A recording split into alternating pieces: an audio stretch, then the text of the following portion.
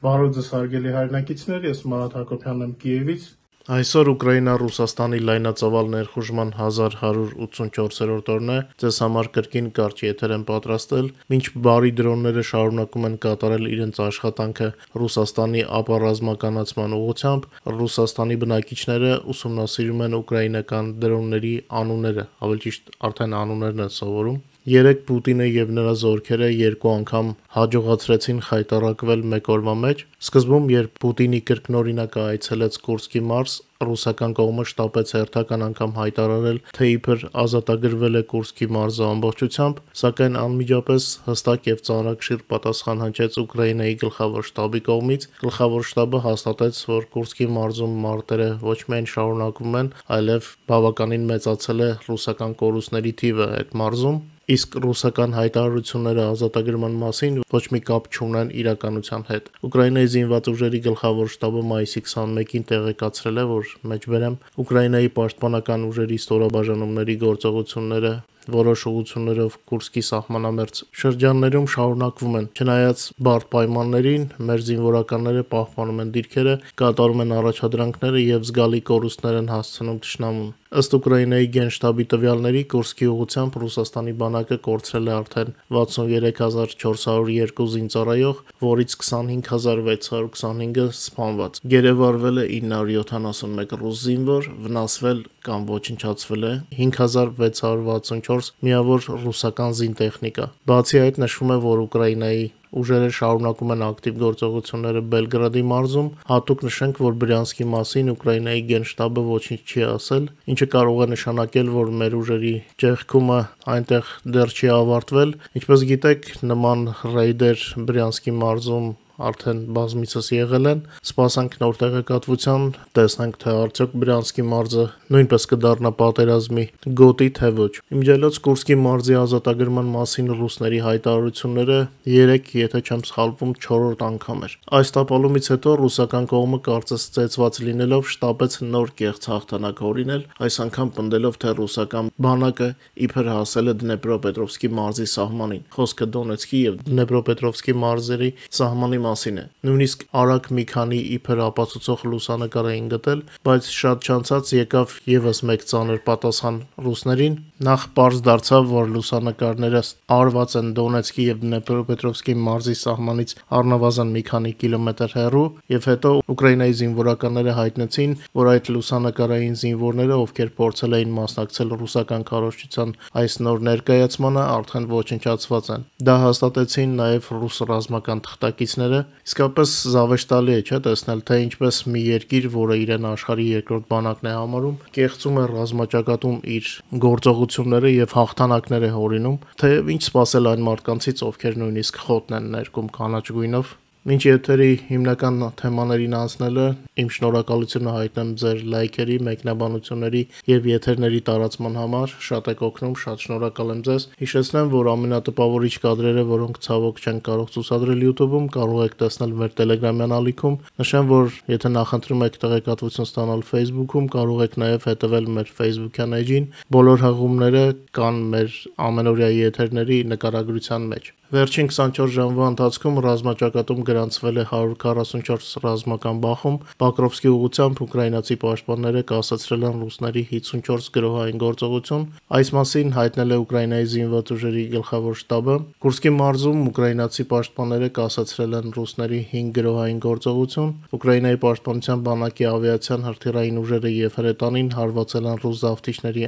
անձնակազմի, պարազինությունների եւ ռազմական տեխնիկայի կենտրոնացման 23 շրջանների։ Խերսոնի մարզի ժամանակավորապես օկուպացված տարածքում լիկվիդացվել են այսպես կոչված Ախմատ ստորաբաժանման ռուսական օկուպացիոն ուժերի 4 սպա։ Այս մասին հայտնում է Ուկրաինայի պաշտպանության նախարարության գլխավոր հետախուզության վարչությունը։ Ավելի մանրամասնեմ, Սկադովսկի եւ Անտոնովկայի միջև ընկած հատվածում պայթեցվել է ՈՒԱԶ Patriot մագնիշի ավտոմեքենա, որում գտնվում էին այսպես կոչված Ախմատ ստորաբաժանման ռուսական օկուպացիոն ուժերի 4 սպա։ Նրանցից ոչ ոք կենդանի չի մնացել։ կադիրովականներով մեքենայի առաջին պայթունից հետո լսվեց երկրորդը, պայթեց նաև զավթիչների տեղափոխած զինամթերքը, ասվում է հաղորդագրության մեջ։ Գուրը հիշեցնում է, որ ուկրաինացի ժողովրդի դեմ կատարած յուրաքանչյուր ռազմական հանցագործության համար կլինի արդար հատուցում։ Երեկվա եթերում իդեպ չհասցրեցի հաղորդել, որ Իսպանիայում սպանվել է փաստաբան, նախկին падգամավոր եւ Վիկտոր Յանուկովիչի համախոհ Անդրեյ Պորտնովը,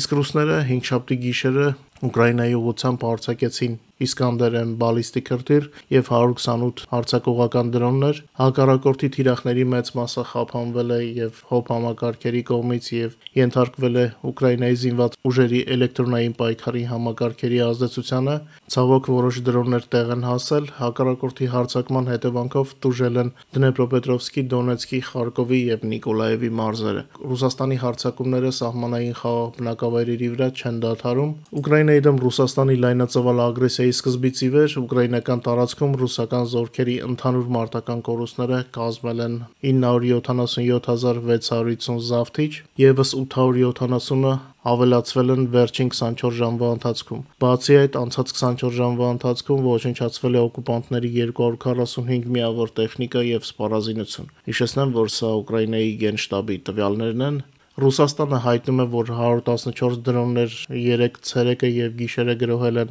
իրենց երկրի արևմտյան մարզերը։ Նշվում է, որ դրոնները եղել են Մոսկվայի, Կուրսկի, Ռիազանի, Արիոլի, Կալուգայի եւ Տուլայի մարզերում, ինչպես նաեւ բռնակցված Ղրիմում։ Դրոնների հարձակման պատճառով ժամանակավորապես սահմանափակումներ են մտցվել Մոսկվայի Դոմոդեդովո եւ Ժուկովսկի օդանավակայաններում։ Ռուսաստանում հարձակումների այլ հետևանքների մասին տեղեկություններ չեն հաղորդել, իսկ մեր Telegram ալիքի բաժանորդներն արդեն հասցրել են բազմաթիվ կադրեր տեսնել։ Ուկրաինայի գլխավոր շտաբը դեռևս շատ բան չի ասում, բայց հայտնի է, որ մայիսի 22-ի գիշերը դրոնները հարձակվել են Ռուսաստանի երկու մարզերում գտնվող ռազմարդյունաբերական համալիրների օբյեկտների վրա, մասնավորապես Մոսկվայի մարզում եւ Տուլայում։ Անցնենք քաղաքական լուրերին։ Մեծ Բրիտանիան կոչ է արել մեծ յոթնյակի դաշնակիցներին իջեցնել ռուսական նավթի գնի առաստաղը։ Այս քայլը անհրաժեշտ է Վլադիմիր Պուտինի վրա հետագա ճնշում գործադրելու համար, Ուկրաինայի դեմ Ռուսաստանի պատերազմը դադարեցնելու համար, հաղորդում է Bloomberg-ը։ Գերմանիան մեծացնում է Լիտվայում իր տանկային բրիգադի թվաքանակը ՆԱՏՕ-ի արևելյան թևը ամրապնդելու համար։ Ամերիկայում Պուտինին մի քանի օր ժամանակ են տվել։ ԱՄՆ Սենատը պատրաստ է հաստատել խիստ պատժամիջոցներ։ Նախաձեռնություն արդեն ունի 81 համահեղինակ ԱՄՆ Սենատում։ Ամերիկացի սենատորները նաև սպառնացել են Չինաստանին Պուտինին աջակցելու համար։ Հուսանք գոնե այս անգամ նրանք այլևս չեն նահանջի, մինչդեռ Ռուսաստանը պատճառ է գտել չստորագրել Ուկրաինայի հետ հուշագիր, այդ մեմորանդում կոչեցյալը, գործի դրվեց 5 առօրյական կարգախոս, որ փաստաթուղթը ստորագրելու համար Ուկրաինայում անհրաժեշտ է նոր կառավարություն։ Իր հերթին Վլադիմիր Զելենսկին հայտարարել է, որ Ռուսաստանը հրադադարի մասին որևէ ազդանշան չի տալիս եւ պատրաստ չէ պատերազմը դադարեցնելուն։ Դե Պուտինը ինքը չէր լինի, եթե սենց ֆռիկներ չհորիներ։ Մնաց ամերիկացիները նորից ժամանակ չկորցնեն եւս մեկ կարևոր թեմայի անդրադառնանք։ Պուտինի եվրոպական մղձավանջը իրականացավ։ Եվրոմիությունը հատկացրել է 150 միլիարդ եվրո զինված ուժերի ոլորտում ներդրումների համար։ Եվրոպական միության երկրները պաշտոնապես համաձայնել են ստեղծել նոր նախաձեռնություն, որը նախատեսում է մինչև 150 միլիարդ եվրոյի չափով վարկերի տրամադրում Եվրոմիության անդամ երկրների պաշտպանական արդյունաբերության մեջ ներդրումներ կատարելու համար։ Այս մասին հայտնել է Եվրոմիության խորհրդի լեհական նախագահությունը։ Հստակեցում է, որ ծրագիրը երկարաժամկետ շահավետ վարկային գործիք է ցածր տոկոսադրույքներով, որը երաշխավորված է Եվրոմիության բյուջեով։ Ծրագիրն ուղղված է նաև պաշտպանական համատեղ գնումների ընթացակարգերի պարզեցմանը եւ արագացմանը։ Եվրոպական խորհրդի նախագահ Անտոնիո Կոշտան նշել է, որ նախաձեռնության հաստատումը կարևոր քայլ է ավելի ուժեղ Եվրոպայի ուղղությամբ։ Մեջբերեմ, սա այն պարտավորությունների իրականացումն է, որոնք Եվրոմիության առաջնորդները ստանձնել էին մարտին։ Այս նախաձեռնությունը կօգնի անդամ երկրներին համատեղ ներդրումներ կատարել եվրոպական պաշտպանությունում, ուժեղացնելով մեր ընդհանուր անվտանգությունը, գրել է նա սոցիալական ցանցում։ Այսպիսով Պուտինի եվրոպական մղձավանջը իրականություն դարձավ։ Պուտինը կարծես արթնացրեց քնած Եվրոպային, բայց իմ կարծիքով դրան առավել նպաստեց Թրամփի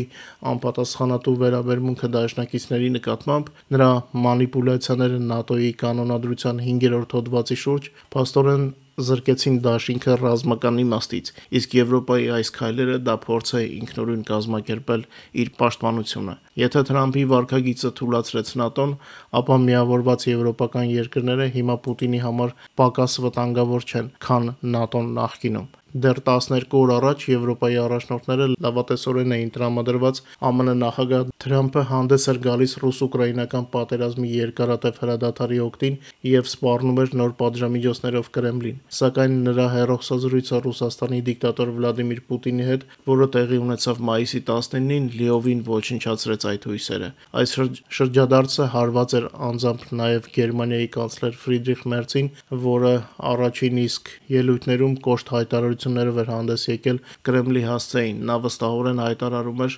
Ամերիկայի հետ սերտ համագործակցության մասին Ուկրաինային աջակցելու հարցում եւ հանձնարարում էր Մոսկվայի նկատմամբ պատժամիջոցների ընդլայնումը, եթե Պուտինը շարունակի անտեսել հրադադարի առաջարկը։ Այժմ դատելով Սպիտակ տան նոր հռետորաբանությունից Բեռլինը, ինչպես նաեւ նրա դաշնակիցները Ֆրանսիան եւ Լեհաստանը այլևս չեն կարող հույս դնել ամերիկյան աջակցության վրա։ Հուսով եմ նրանք արագ կհարմարվեն նոր իրավիճակին, չէ ուզենա շատ երկարացնել այսօրվա եթերը, ձեզ լավ երեկո եմ մաղթում, կհանդիպենք։